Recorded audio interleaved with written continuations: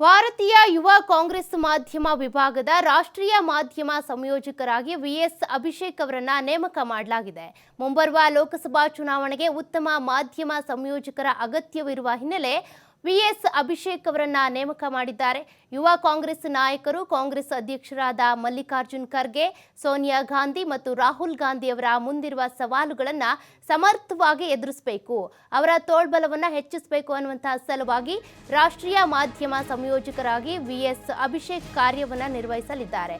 ಇಂದಿನಿಂದಲೇ ರಾಷ್ಟ್ರೀಯ ಮಾಧ್ಯಮ ಸಂಯೋಜಕರಾಗಿ ವಿಎಸ್ ಅಭಿಷೇಕ್ ಕಾರ್ಯವನ್ನು ನಿರ್ವಹಿಸಲಿದ್ದಾರೆ.